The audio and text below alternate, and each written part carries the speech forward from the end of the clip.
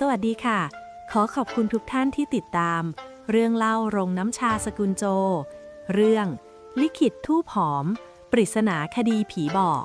ถ้าชอบฝากกดไลค์และกดกระดิ่งแจ้งเตือน เพื่อไม่ให้พลาดตอนใหม่ๆนะคะ ตอนที่ 31 กองทัพหินและหยดน้ำค้างคืนชีพ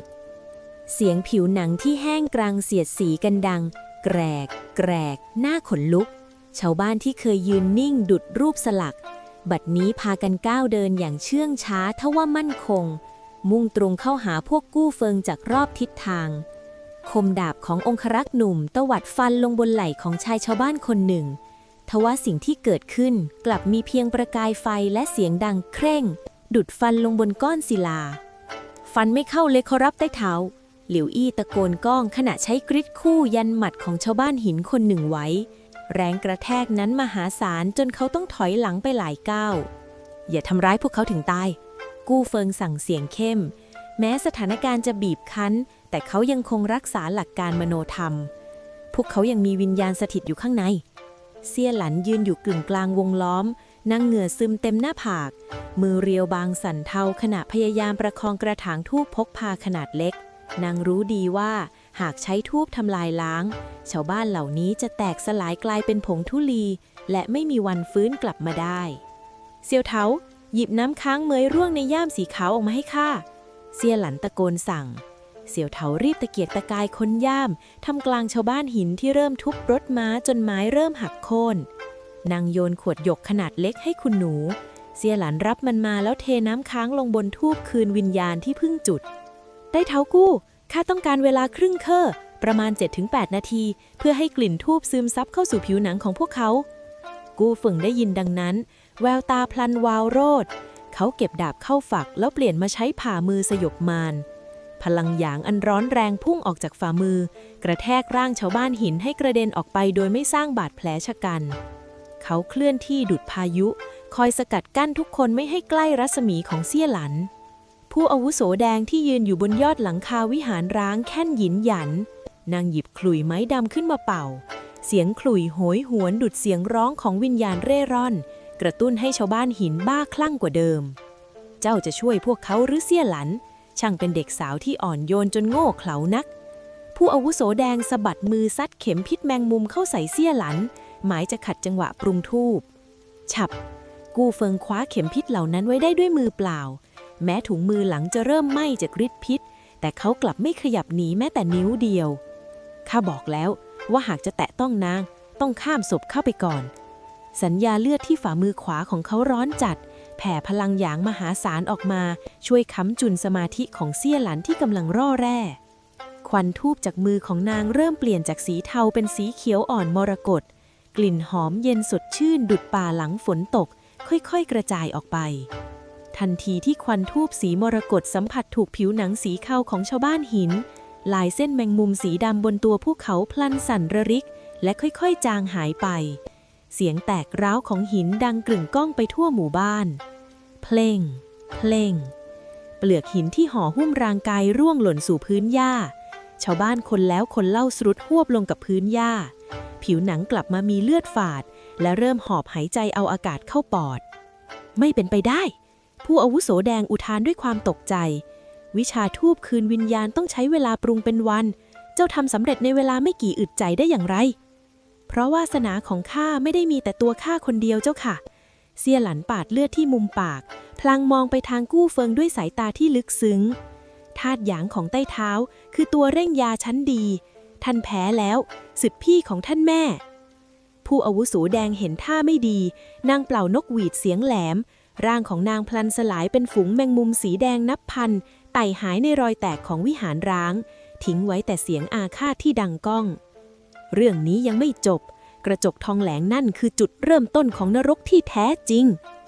กู้เฟิงรีบพุ่งเข้าไปประคองเซี่ยหลันที่กำลังจะล้มข้าเจ้าเป็นยังไงบ้าง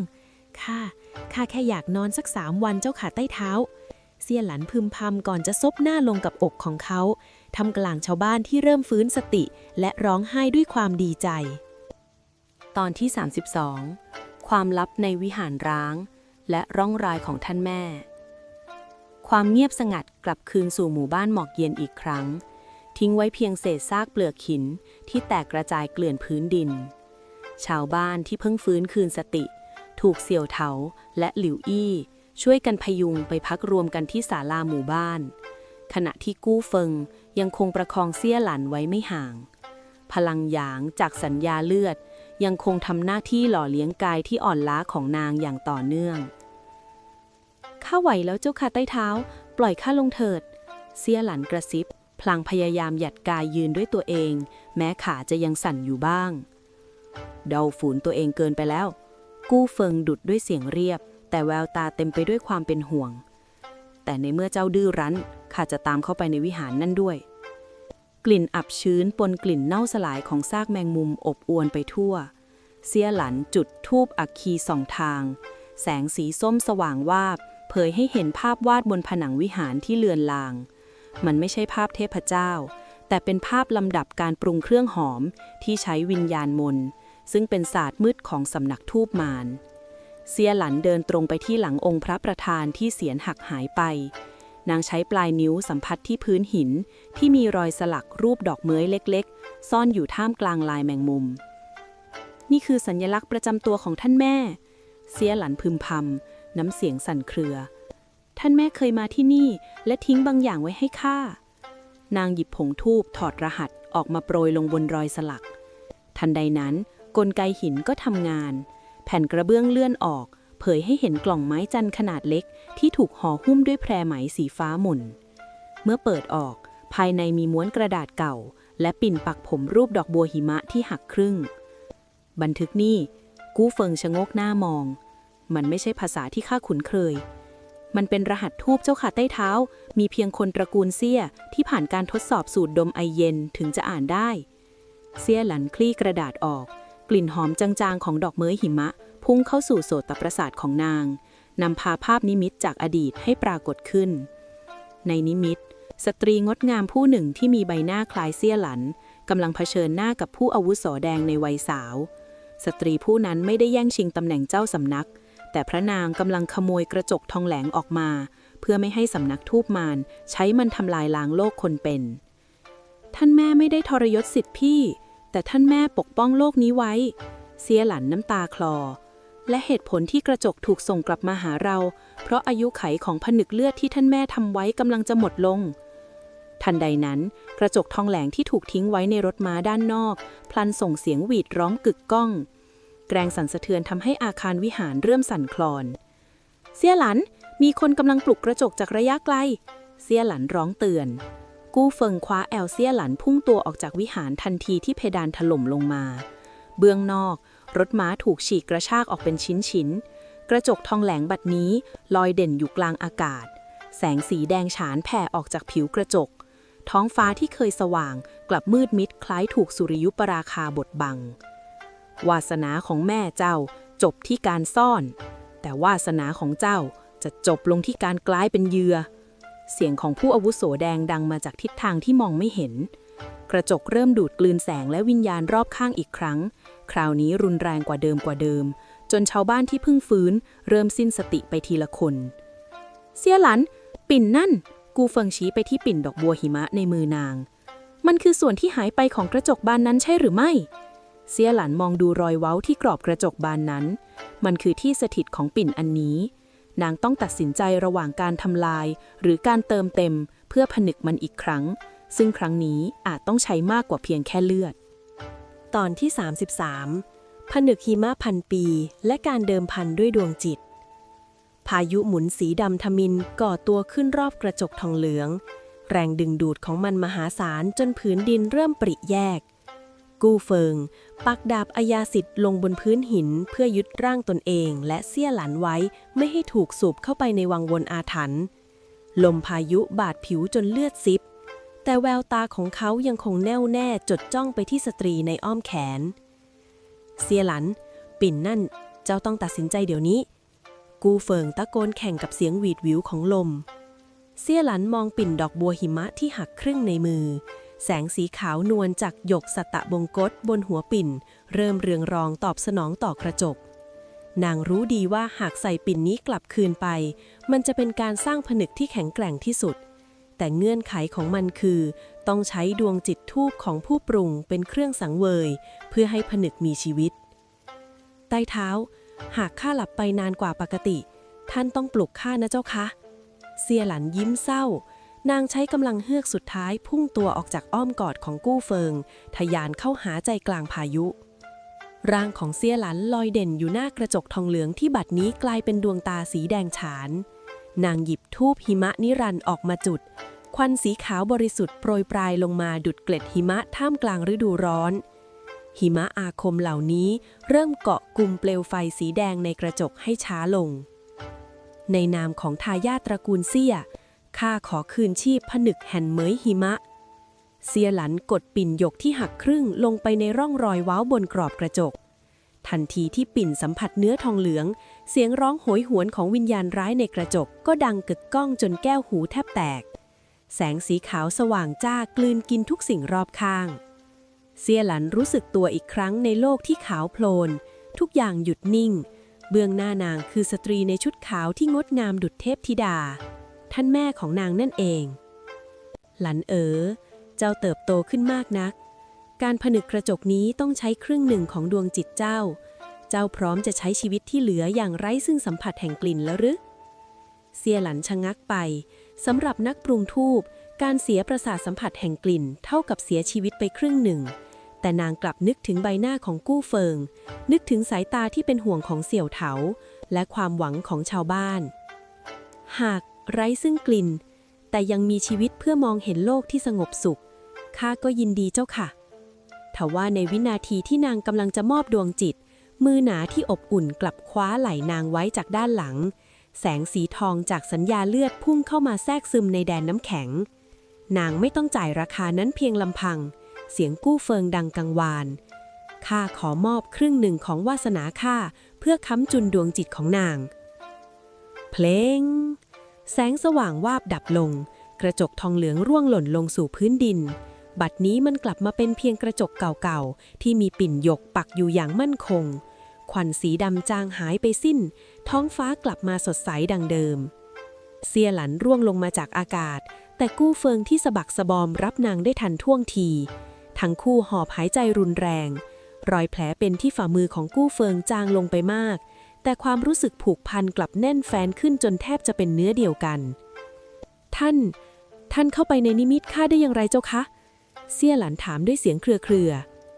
สัญญาเลือดไม่ได้ผูกแค่กายแต่มันผูกถึงจิตวิญญาณเจ้าจะเสียสละคนเดียวได้อย่างไรในเมื่อข้าสัญญาว่าจะอยู่ข้างเจ้าทุกฝีก้าวเสี่ยหลันซบหน้าลงกับอกเขานางสูดดมกลิ่นกายของเขาและยิ้มออกมาทั้งน้ำตาข้ายังได้กลิ่นท่านอยู่เจ้าค่ะใต้เท้ากลิ่นเหม็นเหงื่อของท่านยังชัดเจนนักกูเฟิงหัวเราะออกมาเป็นครั้งแรกท่ามกลางซากปรักหักหันแม้จะสูญเสียพลังไปมหาศาลแต่พวกเขาก็เอาชนะอาถรรพ์กระจกได้สำเร็จทว่าท่ามกลางหมู่แมงมุมสีแดงที่ร่วงตายเกลื่อนพื้นมีตัวหนึ่งที่ยังขยับได้มันคลานหนีไปทางทิศตะวันตกมุ่งหน้าสู่สำนักใหญ่ของทูปมารที่แท้จริงตอนที่34บันทึกที่หายไปและการพักฟื้นที่โรงเตรียมน้ำใสแสงอรุณวันใหม่ฉาบทาไปทั่วหมู่บ้านหมอกเย็นที่บัดนี้ไร้ซึ่งไอปีศาจชาวบ้านที่รอดชีวิตต่างพากันออกมาคุกเข่าขอบคุณคณะเดินทางของกู้เฟิงทว่าตัวเอกทั้งสองกลับอยู่ในสภาพที่ต้องการการพักผ่อนอย่างยิ่งกู้เฟิงพยุงเสี่ยหลันที่หลับลึกด้วยความอ่อนเพลียขึ้นรถม้าคันใหม่ที่ชาวบ้านจัดหาให้เพื่อมุ่งหน้าไปยังโรงเตรียมน้ำใสจุดพักถัดไปที่ตั้งอยู่ริมลำธารศักดิ์สิทธิ์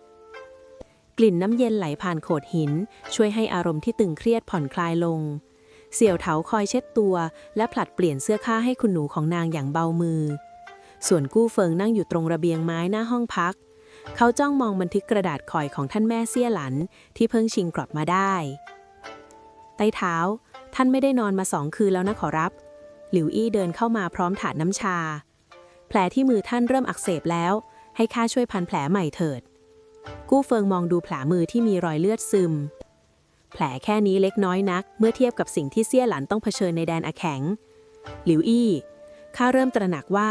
สำนักทูปมารไม่ได้ต้องการแค่กระจกทองเหลือง แต่นางเอกระบุในบันทึกว่าพวกมันกำลังตามหาแก่นทูปสวรรค์ที่หายไปพร้อมกับการตายของแม่นางเสี่ยหลันค่อยๆลืมตาขึ้นกลิ่นหอมของน้ำค้างและดอกไม้ป่าทำให้ประสาทสัมผัสของนางกลับมาทำงานได้อีกครั้งแม้นางจะสูญเสียพลังไปมากแต่เพราะวาสนาครึ่งหนึ่งของกู้เฟิงที่มอบให้นางในนิมิตทำให้นางยังคงรักษาความสามารถในการรับกลิ่นไว้ได้นางหยิบบันทึกที่กู้เฟิงวางไว้ข้างหมอนมาคลี่อ่านรหัสทูปเริ่มปรากฏชัดเมื่อถูกแสงอาทิตย์ยามบ่ายสองกระทบถึงหลันหากเจ้าได้อ่านบันทึกนี้แสดงว่าผนึกเลือดของข้าเสื่อมคลายลงแล้วจงจำไว้ว่ากระจกทองเหลืองไม่ใช่เครื่องมือสังหารแต่มันคือเข็มทิศที่จะนำทางไปสู่หุบเขาหมื่นบุปผาที่นั่นมีความจริงเรื่องการตายของพ่อเจ้าซ่อนอยู่เสี่ยหลันมือสั่นเทาท่านพ่อไม่ได้ตายเพราะไฟไหม้จวนเพียงอย่างเดียวหรือทันใดนั้นเสียงฝีเท้าหนักๆดังขึ้นที่หน้าประตูห้องกู้เฟื่องเดินเข้ามาด้วยสีหน้าเคร่งเครียดในมือมีนกพิราบสื่อสารสีดำสนิทที่ติดตราสัญลักษณ์ของกรมองครักษ์มีราชองค์การด่วนจากเมืองหลวงกู้เฟิงเสียงต่ำมหาเสนาบดีอัครที่ถูกขังคุกถูกชิงตัวไปได้เมื่อคืนนี้และพยานที่เห็นเหตุการณ์บอกว่าคนร้ายใช้ควันสีม่วงที่ทำให้ทหารกลายเป็นหินเสี่ยหลันลุกขึ้นนั่งพรวดพราดพวกสำนักทูปมารบุกเมืองหลวงพวกมันจงใจใช้มหาเสนาบดีเป็นหมากเพื่อเบี่ยงเบนความสนใจหรือไม่ก็เพื่อทำลายสายเลือดมังกรในวังหลวงกู้เฟิงกำหมัดแน่นสัญญาเลือดที่ฝ่ามือเริ่มเต้นตุบๆตามจังหวะหัวใจที่เร่งเร็วเราต้องเลือกระหว่างการเดินหน้าไปหุบเขาหมื่นบุปผาตามบันทึกหรือย้อนกลับไปช่วยเมืองหลวงเสี่ยหลันนิ่งไปครู่นางหยิบก้านทูบลิขิตฟ้าออกมาจุดขวัญทูบม้วนตัวเป็นรูปมังกรที่กำลังถูกแมงมุมรัดพันใต้เท้าหากมังกรถูกรัดตายหุบเขาบุปผาก็จะวาดวายไปด้วยเราต้องย้อนกลับไปจัดการพวกแมงมุมที่รังในเมืองหลวงก่อนเจ้าค่ะตอนที่35ย้อนรอยบัวดำและควันพิษถล่มคุกหลวงท่ามกลางความมืดมิดของยามค่ำคืนรถม้าของคณะเดินทางหักหัวกลับมุ่งหน้าสู่เมืองหลวงอย่างเร่งด่วนเสียงกีบม้าหวดลงบนถนนดินดังรัวดุจเสียงกลองศึกกู้เฟิงนั่งอยู่บนหลังม้าด้วยใบหน้าเคร่งขรึมแววตาคมปราบจับจ้องไปยังขอบฟ้าทิศตะวันออกที่บัดนี้ดูหม่นหมองประหลาดราวกับมีม่านหมอกสีม่วงจางๆปกคลุมอยู่เหนือยอดกำแพงวังหลวงใต้เท้าสัญญาเลือดของท่านร้อนขึ้นใช่ไหมเจ้าคะเสี่ยหลันแง้มผ้าม่านรถม้าถามเสียงของนางยังดูเหนื่อยอ่อนแต่เต็มไปด้วยความกังวลร้อนจนเหมือนมีไฟลุกอยู่ในกระดูกกู้เฟิงตอบพลางกบกรามแน่นเมืองหลวงในยามนี้คงกลายเป็นสมรภูมิไปแล้วสภาพภายในคุกหลวงบัดนี้ไม่ต่างจากนรกบนดินทหารยามนับ10นอนแข็งทื่อเป็นหินในท่าทางที่ยังคงกุมอาวุธอยู่กลิ่นอายของทูปอสุราอบอวนไปทุกซอกมุมกรงถังที่เคยใช้คุมขังมหาเสนาบดีอัครถูกฉีกกระชากออกด้วยพลังมหาศาลหลิวอี้ที่ล่วงหน้ามาก่อนเพื่อสืบข่าวพุ่งตัวออกมาจากเงามืดเพื่อรับหน้ากู้เฟิงที่เพิ่งมาถึงประตูเมืองใต้เท้าแย่แล้วขอรับมหาเสนาบดีไม่ได้หนีไปเฉยๆแต่นำกองกำลังที่ถูกล้างสมองด้วยทูปมารบุกเข้าไปในตำหนักกลางแล้วองค์จักรพรรดิเล่ากู้เฟิงถามพลางลงจากม้ากองกำลังเสื้อแพร่ที่เหลืออยู่เพียงหยิบมือพยายามต้านทานอยู่ที่ประตูชั้นในขอรับแต่พวกมันใช้ควันพรางวิญญาณทหารเรามองไม่เห็นศัตรูเลยเสี่ยหลันก้าวลงจากรถม้านางไม่ได้พกอาวุธแต่ในมือมีกระถางธูปหยกคู่ที่นางใช้เลียดหยดลงไปเพื่อปลุกพลังสูงสุดใต้เท้าท่านต้องนำทางข้าเข้าไปควันพรางวิญญาณสู้ธูปเบิกสัจจะของข้าไม่ได้หรอกเจ้าค่ะกู้เฟิงคว้ามือเสี่ยหลันไว้แน่นเขารู้สึกถึงพลังของนางที่กำลังถูกรีดเค้นออกมาข้าจะขวางดาบให้เจ้าเองทั้งสองพุ่งเข้าสู่คุกหลวงที่เต็มไปด้วยควันสีม่วงหนาทึบเสี่ยหลันสะบัดมือจุดธูปเบิกสัจจะควันสีทองสว่างจ้าพุ่งกระจายออกเป็นรัศมีทันทีที่ควันสีทองสัมผัสกับควันสีม่วงภาพของมหาเสนาบดีอัครที่ยืนอยู่ท่ามกลางกลุ่มคนชุดดำสวมหน้ากากแมงมุมก็ปรากฏขึ้นชัดเจนขึ้นกู้เฟิงเจ้ามาช้าไปก้าวหนึ่งเสมอวันนี้ข้าจะใช้เลือดของเจ้าสังเวยแก่ท่านเจ้าสำนักทูปมารมหาเสนาบดีสะบัดแขนเสื้อค ควันพิษรุนแรงพุ่งเข้าใส่ทั้งคู่กู้เฟิงตวัดดาบสร้างกำแพงลมปกป้องเซี่ยหลันแต่ทว่าในกลางความโกลาหลนั้นร่างของผู้อาวุโสแดงกลับปรากฏขึ้นเบื้องหลังเซี่ยหลันอย่างเงียบเชียบดวงจิตของเจ้าข้าขอรับไปแล้วนะปิ่นปักผมพิษในมือผู้อาวุโสแดงพุ่งตรงเข้าที่กลางหลังของเซี่ยหลันตอนที่ 36 กลิ่นหอมอาบเลือดและการตื่นของดวงจิตสัตตะบงกฎประกายโลหะสีดำจากปิ่นพิษกรีดฝ่าอากาศมุ่งตรงสู่จุดตายของเซี่ยหลันทว่าในเสี้ยววินาทีที่ความตายกำลังจะมาเยือนร่างของนางกลับถูกกระชากด้วยแรงมหาศาลจนเสียหลักล้มไปด้านข้างกู้เฟิงที่สัมผัสได้ถึงอันตรายผ่านสัญญาเลือดที่ร้อนระอุจนแทบไม่เกรียมได้เบี่ยงตัวเข้ามารับปิ่นนั้นแทนด้วยหัวไหล่ซ้ายฉึกใต้เท้าเสียหลันอุทานด้วยความตกใจเมื่อเห็นเลือดสีเข้มสาดกระเซ็นลงบนพื้นศิลากู้เฟิงกัดฟันกรอดความเจ็บปวดจากพิษแมงมุมแดงแล่นพล่านเข้าสู่กระแสเลือดแต่เขากลับไม่ถอยหนีเขาใช้มือขวาคว้าดาบอาญาสิทธิ์ฟาดฟันเข้าใส่ผู้อาวุโสแดงจนนางต้องล่าถอยไปหลายก้าวพิษอาบวิญญาณกู้เฟิงเจ้าช่างโง่เขลานักที่รับมันแทนนาวผู้อาวุโสแดงแค่นยิ้มหยันภายใน3 เคอเลือดในกายเจ้าจะแข็งตัวเป็นหินเซี่ยหลันมองดูแผลที่ไหล่ของกู้เฟิงที่มีไอสีดำระเหยออกมาความหวาดกลัวที่เกือบจะสูญเสียวาสนาของตนทำให้ดวงตาของนางเปลี่ยนจากสีนิลเป็นสีขาวนวลเรืองรองนางไม่ได้ใช้ธูปจากย่ามแต่กลับรวบรวมพลังจากกล่องดวงใจที่เพิ่งได้รับมาจากวิหารร้างผู้อาวุโสแดงท่านกล้าทำร้ายคนของข้าน้ำเสียงของเซี่ยหลันเปลี่ยนเป็นเย็นเฉียบและทรงอำนาจจนทุกคนในคุกหลวงต้องชะงักนางหยิบปิ่นบัวหิมะที่หักครึ่งขึ้นมาแล้วใช้เลือดจากแผลของกู้เฟิงป้ายลงบนรอยหักทันใดนั้นแสงสว่างจ้าสีนวลพุ่งออกจากตัวนางควันธูปที่บริสุทธิ์ที่สุดพุ่งทะยานออกมาจากร่างกายของนางโดยไม่ต้องใช้ไฟจุดนี่คือวิชาธูปไร้ลักษณ์ที่แม้แต่พ่อของนางยังทำได้เพียงในตำนานเสียวเท้าคุ้มกันใต้เท้ากู้เสียหลันสั่งเสียงเฉียบก่อนจะทะยานร่างเข้าหาผู้อาวุโสแดงท่ามกลางม่านควันขาวที่ดูคล้ายกลีบดอกบัวนับหมื่นที่เบ่งบานกลางนรกมหาเสนาบดีอัครที่เห็นท่าไม่ดีพยายามจะพุ่งเข้ามาร่วมวงสังหารแต่กลับถูกหลิวอี้และกองกำลังองครักษ์ที่เพิ่งฝ่าวงล้อมเข้ามาสกัดไว้คู่ของเจ้าคือข้าหลิวอี้ตะโกนพลางซัดกริดคู่เข้าใส่หน้ามหาเสนาบดีอย่างแม่นยำในขณะที่กลางวงล้อมเซี่ยหลันวาดนิ้วในอากาศสร้างอักขระธูปเข้าครอบงำผู้อาวุโสแดงควันสีขาวรัดรึงร่างของนางจนนางไม่สามารถขยับตัวได้ผู้อาวุโสแดงกรีดร้องด้วยความเจ็บปวดเมื่อควันธูปบริสุทธิ์ของเซี่ยหลันเริ่มกัดกร่อนไอปีศาจแมงมุมออกจากร่างพลังของตระกูลเซี่ยเหตุใดถึงรุนแรงเพียงนี้เพราะมันคือพลังที่เกิดจากการปกป้องไม่ใช่ทำลายเด้อค่ะเซี่ยหลันกระแทกฝ่ามือลงบนหน้าผากของผู้อาวุโสแดงส่งพลังธูปชำระล้างเข้าสู่จุดศูนย์กลางของดวงจิตตุ้มแรงระเบิดของอาคมทำให้ผู้อาวุโสแดงกระเด็นไปกระแทกผนังคุกจนสลบสลายไอม่วงสลายไปสิ้นพร้อมกับที่มหาเสนาบดีอัครล้มลงเพราะขาดพลังหล่อเลี้ยงจากธูปมารเซี่ยหลันรีบวิ่งกลับมาหากู้เฟิงที่เริ่มมีผิวหนังเป็นสีเทากรานจากฤทธิ์พิษแมงมุมนางใช้ปิ่นบัวหิมะจิ้มลงบนแผลของเขาแล้วเริ่มดูดซับพิษออกมาด้วยศาสตร์ธูปคืนชีพกู้เฟิงท่านต้องไม่เป็นอะไร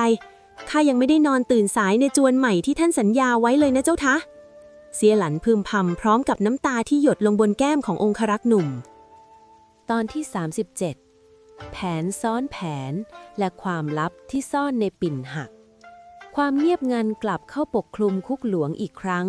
มีเพียงเสียงลมหายใจที่ติดขัดของกู้เฟิงและเสียงสะอื้นเบาๆของเสี่ยวเถาที่คอยประคองร่างองครักษ์หนุ่มไว้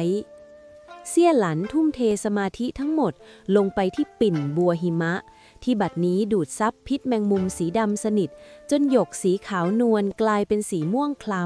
ำอดทนนะเจ้าค่ะใต้เท้าเซี่ยหลันกระซิบมือของนางสั่นเทาขณะเห็นผิวหนังที่ลำคอของกู้เฟิงเริ่มแข็งตัวเป็นเกล็ดหินสีเทาทันใดนั้น เมื่อปิ่นดูดซับพิษจนถึงขีดสุดรอยหักตรงกลางปิ่นกลับเปล่งแสงสีทองเรืองรองออกมาวัตถุขนาดจิ๋วที่ซ่อนอยู่ภายในรอยแยกของหยกพลันร่วงหล่นลงมาบนฝ่ามือของเสี่ยหลันมันคือแก่นทูปสมานจิตที่หายสาบสูญไปกับท่านแม่เสี่ยหลันไม่รอช้านางใช้กำลังภายในบดแก่นทูปนั้นจนกลายเป็นผงละเอียดแล้วโปรยลงบนแผลของกู้เฟิงทันทีกลิ่นหอมที่บริสุทธิ์ยิ่งกว่าน้ำค้างบนยอดเขาหิมาลัยอบอวนไปทั่วคุกหลวง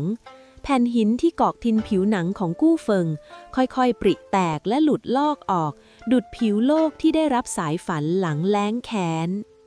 ในขณะที่กู้เฟิงเริ่มกลับมามีสีเลือดร่างของมหาเสนาบดีอัคระที่ควรจะหมดสติกลับขยับตัวช้าๆแววตาของเขาไม่ได้เลื่อนลอยเหมือนคนถูกล้างสมองอีกต่อไป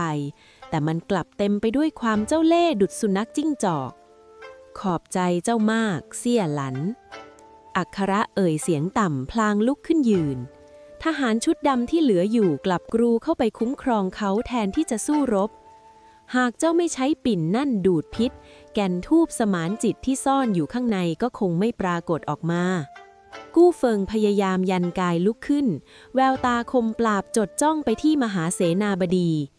เจ้าไม่ได้ถูกล้างสมองแต่เจ้าสมคบคิดกับสำนักทูปมารตั้งแต่ต้นถูกครึ่งเดียวใต้เท้ากู้อัคระแค่นยิ้มข้าไม่ได้สมคบคิดแต่ข้าคือประมุขเงาของสำนักทูปมารต่างหากผู้อาวุโสแดงเป็นเพียงหมากที่ข้าใช้ล่อพวกเจ้ามาที่นี่เพื่อให้เจ้าเปิดผนึกปิ่นอันนี้ให้ข้าเสี่ยหลันนิ่งขึงนางเพิ่งตระหนักว่าแผนการแหกคุกและบุกวังหลวงทั้งหมดเป็นเพียงการจัดฉากเพื่อบีบให้นางใช้พลังสูงสุดเปิดเผยความลับของท่านแม่อัคระสะบัดมือซัดผงทูบกักขังใส่ทุกคนในห้องจนเกิดม่านควันหนาทึบกั้นกลางในจังหวะที่เสี่ยหลันกำลังจะใช้ทูบสลายจิตเขากลับพุ่งตัวเข้ามาชิงแก่นทูบส่วนที่เหลือในมือนางไปได้อย่างว่องไวด้วยแก่นทูบนี้หุบเขาหมื่นบุปผาจะกลายเป็นสุสานของราชวงศ์และข้าจะเป็นผู้กำหนดลิขิตฟ้าเองอัคระทะยานร่างหายไปในเงามืดพร้อมกับกองกำลังที่เหลือทิ้งให้ผู้อาวุโสแดงที่ถูกทำลายวรยุทธ์นอนหายใจรวยรินอยู่บนพื้นใต้เท้าข้าขอโทษเสี่ยหลันซุดตัวลงพิงไหล่กู้เฟิงน้ำตาแห่งความรู้สึกผิดไหลอาบแก้มกู้เฟิงคว้ามือของนางไว้แน่นแม้ร่างกายจะยังอ่อนแอแต่แววตาของเขากลับเต็มไปด้วยการปลอบโยนไม่ใช่ความผิดของเจ้าอัคระซ่อนตัวได้ลึกนักแต่เขาก็พลาดอย่างหนึ่งกู้เฟิงชูเศษผ้าสีแดงที่เขาคว้ามาจากชายเสื้อของอัคระในจังหวะที่ประทะกันมันมีกลิ่นทูบที่เจ้าบอกข้ากลิ่นดอกพุทธซ้อนเน่าที่หาได้เฉพาะในหุบเขาทางทิศตะวันตกเท่านั้นเรายังตามเข้าไปทันเสี่ยหลันหลิวอี้พยุงกู้เฟิงขึ้นใต้เท้ารถท้าพร้อมแล้วครั้งนี้เราจะไม่ไปในฐานะผู้ถูกล่าแต่เราจะไปในฐานะเพชฌฆาตตอนที่38มุ่งหน้าสู่หุบเขาหมื่นบุปผาและความลับของเจ้าสำนักเงาล้อรถม้าบดไปบนกรวดหินท่ามกลางสายฝนที่เริ่มโปรยปลายลงมาอย่างหนักกู้เฟิงนั่งหลับตาพักผ่อนอยู่ในรถม้าโดยมีเสี่ยหลันคอยประคองมือที่มีรอยแผลเป็นจากสัญญาเลือดไว้ไม่ห่างแม้พิษหินจะถูกถอนออกไปแล้ว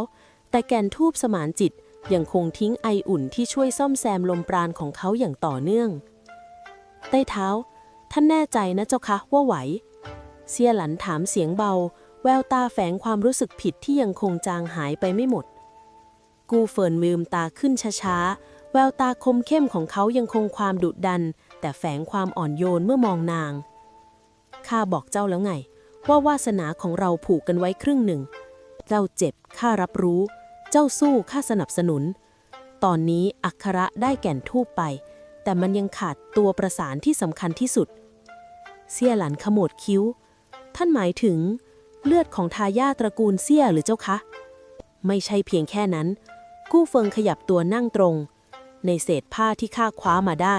นอกจากกลิ่นดอกพุทธซ้อนเน่ามันยังมีกลิ่นไม้กฤษณาเก่าที่หาไม่ได้ในหุบเขาทั่วไปแต่มันคือไม้ชนิดเดียวกับที่ใช้สร้างโลงศพของพ่อเจ้า ขบวนรถม้าเร่งเครื่องผ่านด่านหินผาที่สลับซับซ้อนท้องฟ้าทิศตะวันตกเริ่มเปลี่ยนเป็นสีม่วงคล้ำอย่างประหลาด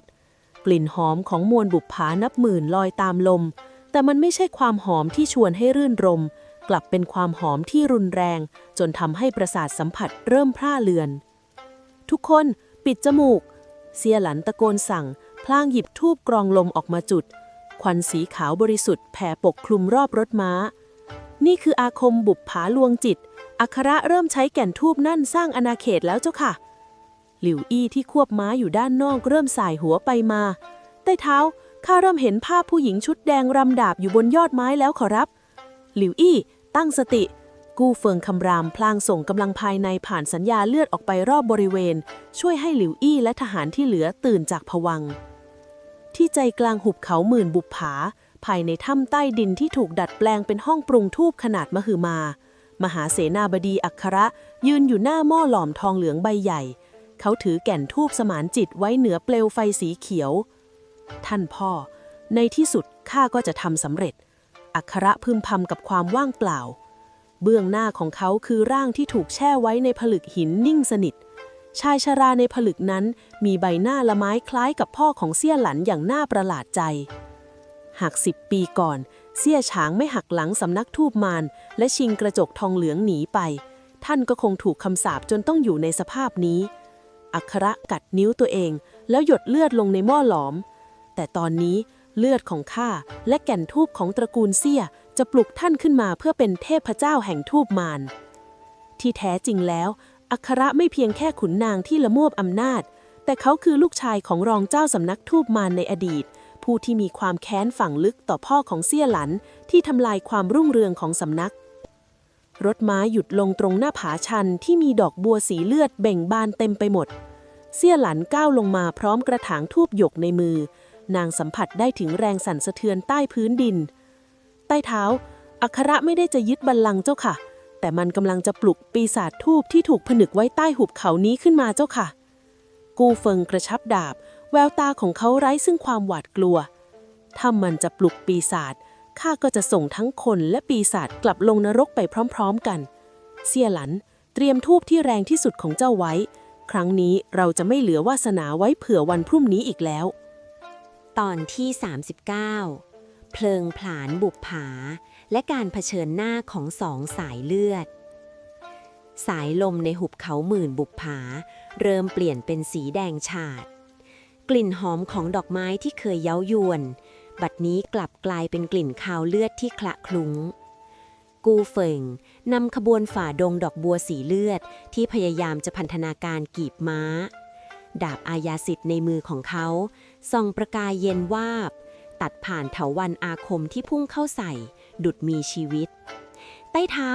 พื้นดินกำลังจะกลายเป็นลาวาทูบเจ้าค่ะเสี่ยหลันตะโกนก้อง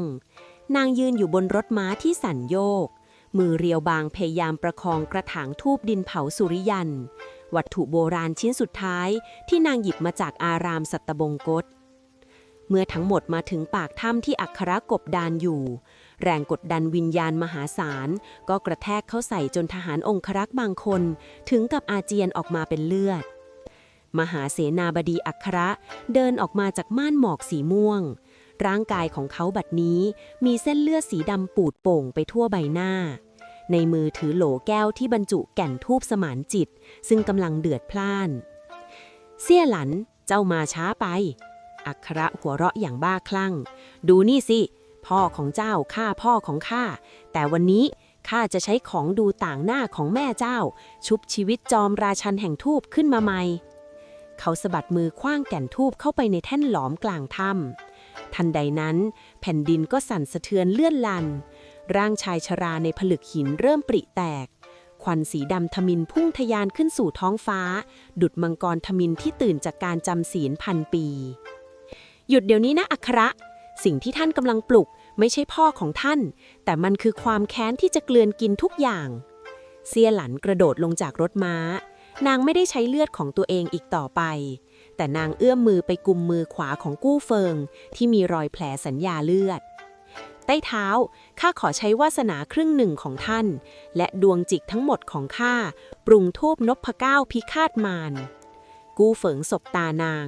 แววตาของเขาไม่มีความลังเลแม้แต่น้อย เขากระชับมือนางแน่นจนเลือดของทั้งคู่ไหลมารวมกันที่ใจกลางกระถางธูปข้าบอกแล้วไงชีวิตข้าเป็นของเจ้าจะใช้ทำอะไรก็จงทำเถิดแสงสีทองจากตัวกู้เฟิงและแสงสีขาวจากตัวเสี้ยหลันพุ่งรวมกันเป็นหนึ่งเดียวขวัญธูปสีรุ้ง7 สีระเบิดออกมาจากกระถางดินเผาพุ่งเข้าปะทะกับมังกรควันสีดำของอัคระกลางอากาศเปรี้ยงแรงปะทะทำให้ผนังถ้ำถล่มลงมาหลิวอี้ต้องพุ่งตัวเข้าปกป้องเสี่ยวเถาจากเศษหินเสียหลันและอัคระต่างยืนหยัดประชันพลังอาคมทูบกันอย่างไม่ลดละผิวหนังของเสี้ยหลันเริ่มแตกร้าวราวกับเครื่องลายคลามเพราะรับพลังมหาศาลไม่ไหวยอมแพ้เสียเถอะเสี้ยหลันพลังของเจ้ามันก็แค่ก้านทูบที่ใกล้หมดไฟอัคระตะขอกพลางเร่งพลังดำมืดเข้ากดทับก้านทูบของข้าอาจจะใกล้หมดไฟแต่เพลงที่จุดมันขึ้นนาคือเพลงแห่งความยุติธรรมที่ท่านไม่มีวันเข้าใจกู้เฟิงกำรามลั่นเขาใช้แรงฮึดสุดท้ายพุ่งดาบอาญาสิทธิ์ที่อาบด้วยธูปนพก้านพิฆาตมารปักที่หน้าอกของอัคระตรงตำแหน่งหัวใจพอดีตอนที่ 40 ความล่มสลายของหุบเขาหมื่นบุปผาและความจริงที่ถูกเปิดเผยคมดาบอาญาสิทธิ์ที่อาบด้วยรัศมีธูปนพเก้าปักทะลวงอกของอัคระจนมิดด้ามแสงสีรุ้งจากตัวดาบพุ่งเข้าทำลายไอปีศาจสีดำที่ขดวนอยู่ในร่างของเขาอย่างรุนแรงร่างของประมุขเงาสำนักธูปมารกระตุกเกร็งใบหน้าที่เคยหยิ่งพยองบัดนี้บิดเบี้ยวด้วยความเจ็บปวดที่มิอาจบรรยายเป็นไปไม่ได้อัคระกระอักเลือดสีดำคล้ำออกมามือที่สั่นเทายังพยายามจะเอื้อมไปหาแท่นหลอมที่ร่างของบิดากำลังจะฟื้นคืนชีพทว่าในวินาทีที่ดาบปักลงพลังงานจากธูปนพเก้ากลับไม่ได้เพียงแค่สังหารคนแต่มันชำระล้างแก่นธูปสมานจิตที่ถูกทำลายจนบิดเบี้ยวให้กลับมาบริสุทธิ์อีกครั้งแสงสว่างจ้าสีขาวพุ่งระเบิดออกจากร่างชายชราในผลึกหินแทนที่จะเป็นปีศาจธูปที่ดุร้ายสิ่งที่ปรากฏกลับเป็นดวงวิญญาณที่สงบนิ่งและดูเศร้าหมองดวงวิญญาณของบิดาอัคระรองเจ้าสำนักธูปมารในอดีตลอยออกมาจากผลึกที่แตกสลายเขามองดูบุตรชายของตนด้วยสายตาที่เต็มไปด้วยความเมตตาและเสียใจอัคระลูกรักพ่อไม่ได้ถูกเสี้ยฉางฆ่าเสี้ยฉางเผาสำนักเพื่อหยุดอาคมมารแต่เขาคือผู้ที่ช่วยดึงพ่อออกมาจากกองเพลงและกักขังพ่อไว้ในผลึกหินนี้เพื่อประคองดวงจิตไม่ให้กลายเป็นปีศาจเขาคือสหายที่ช่วยชีวิตพ่อไว้ต่างหากอัคระเบิกตากว้างความเชื่อที่ขับเคลื่อนความแค้นมาตลอด10 ปีพังทลายลงในพริบตาไม่จริงท่านพ่อข้าทำทั้งหมดนี้เพื่อล้างแค้นให้ท่านเจ้าทำเพื่อตัวเองเพื่ออำนาจที่แฝงมาในนามของความแค้นเสี้ยหลันเอ่ยด้วยน้ำเสียงสั่นเครือนางซุดตัวลงพิงอกกู้เฟิงร่างกายของนางแตกร้าวถึงขีดสุดอาคมธูปนพเก้าจะดับสูญไปพร้อมกับวิญญาณที่ยึดติดหุบเขานี้กำลังจะล่มสลายผืนถ้ำเริ่มทลายลงลาวาธูปผีม่วงไหลทะลักออกมากลืนกินทุกสรรพสิ่งอัคระหัวเราะทั้งน้ำตาขณะที่ร่างของเขากำลังสลายกลายเป็นเท่าฐานพร้อมกับดวงวิญญาณของบิดากู้เฟิงพาคุณหนูหนีไปหลิวอี้ตะโกนคลางแบกเสี่ยวเถาพุ่งออกจากถ้ำที่กำลังถล่มกู้เฟิงกระชับร่างเสี้ยหลันไว้แน่นสัญญาเลือดที่ฝ่ามือของเขาดับวูบลงพร้อมกับความร้อนที่จางหายไปความเหนื่อยล้าที่สะสมมานานทำให้เขารู้สึกว่าโลกกำลังจะมืดมิดลงเสี้ยหลันอย่าหลับนะเรากำลังจะออกไปแล้วกู้เฟิงใช้กำลังเฮือกสุดท้ายทะยานฝ่าหินถล่มออกมาจากหุบเขาหมื่นบุปผาได้ทันเวลาก่อนที่ทั้งหุบเขาจะถูกฝังกลบภายใต้หินยักษ์และกลิ่นหอมของดอกไม้นับหมื่นที่มอดไหม้แสงแดดยามเช้าสาดส่องเข้ามาในร้านเรือนหอมสัตบงคชเสี้ยหลันลืมตาขึ้นช้าๆพบนางกำลังนอนอยู่บนเตียงไม้จันทันที่หอมอบอวลรอยแตกร้าวบนผิวหนังหายไปแล้วเหลือเพียงความอ่อนเพลียจางๆข้างเตียงของนางกู้เฟิงนั่งหลับอยู่อย่างหมดแรงมือของเขาที่พันผ้าพันแผลไว้ยังคงกุมมือนางไว้ไม่ปล่อย เสี่ยหลันมองดูผ่ามือของตนเอง